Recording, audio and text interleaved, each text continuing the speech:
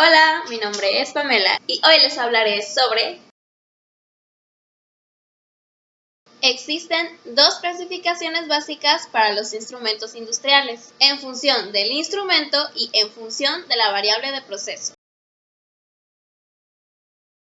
Los instrumentos ciegos son los que no tienen una indicación visible de la variable que están midiendo. En esta clasificación también se incluyen los instrumentos de alarma como lo son los termostatos, que son interruptores de temperatura, y los preostatos, que son interruptores de presión, porque a pesar de que tienen una escala exterior, esta solamente sirve para fijar el punto de disparo. Por ejemplo, si fijamos el punto de disparo a 25 grados Celsius en el caso del termostato, este se accionará solo cuando la variable cruce este punto, pero mientras no lo cruce no puedes saber la temperatura que tiene el proceso, a menos claro que tengas un indicador.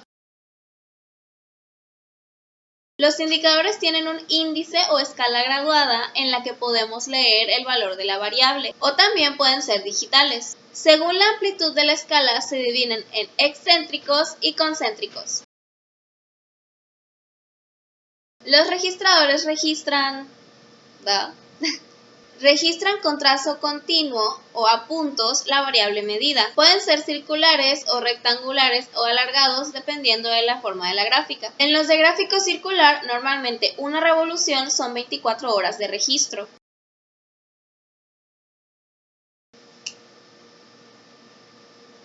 Los sensores captan la variable que queremos medir en un proceso y envían la señal de salida de acuerdo al valor de esta variable. A los sensores se les conoce como detectores o elementos primarios porque están directamente en contacto con la variable. Y esta variable puede ser presión, fuerza, medida eléctrica, etc. Algunos ejemplos de sensores son los encoders, sensores ultrasónicos, sensores fotoeléctricos, etc.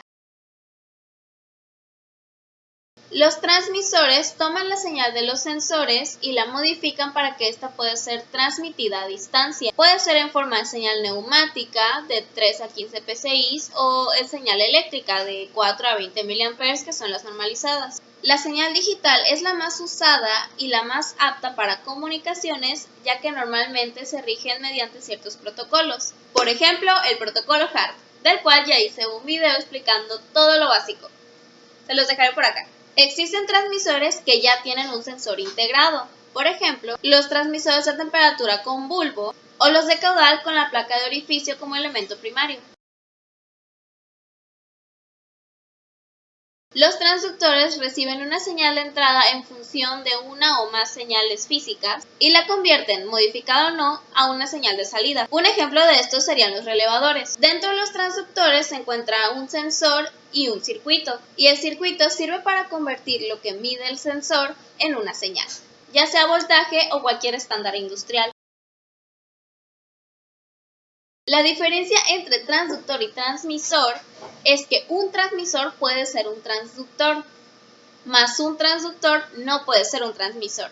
Let me explain. Eso es porque los transductores solo convierten lo que les arroja el sensor en una señal estandarizada, pero los transmisores se encargan de arreglar esa señal para poder transmitirla a distancia. Esto es porque los transductores arrojan señales mucho más pequeñas que los transmisores. Por ejemplo, los transductores de presión arrojan señales de como 2 mV a 10 mV, mientras que los transmisores de presión las amplifican a una señal estandarizada, que puede ser de 4 a 20 mA o de 0 a 10 volts, para que a lo largo de la distancia que tiene que recorrer esta señal no se pierda.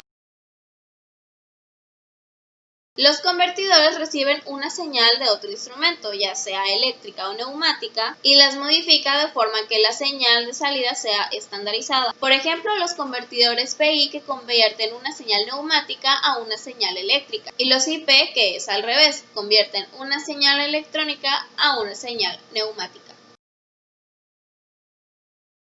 Los receptores son los que reciben las señales de los transmisores, las indican y las registran, y envían su señal de salida normalizada a un elemento final de control. Los controladores, también conocidos como elementos finales de control, comparan la variable controlada con un valor deseado y hacen una corrección de acuerdo con la desviación. La variable controlada la pueden recibir controladores locales o en forma de señal neumática, electrónica o digital procedente de un transmisor. Los protocolos de comunicación son los que permiten que transmisores, receptores y controladores puedan comunicarse entre sí. Existen comités encargados de normalizar las comunicaciones digitales entre instrumentos de campo y en fábricas respectivamente.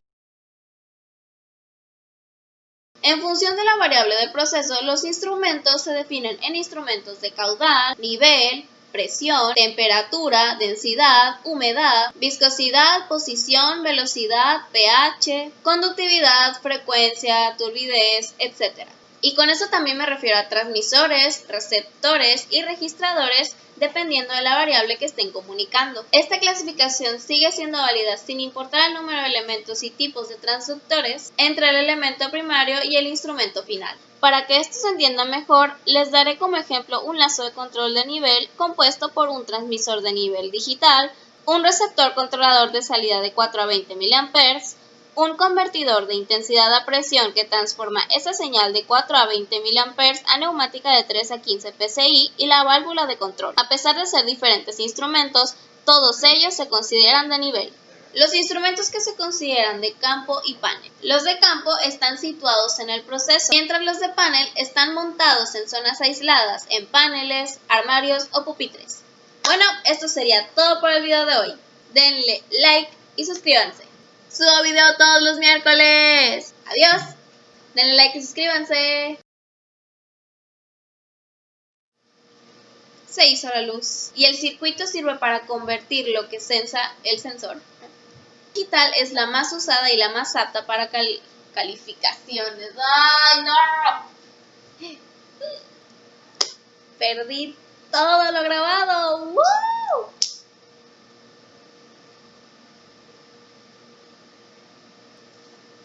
Comunicaciones porque utiliza protocolos de comunicación.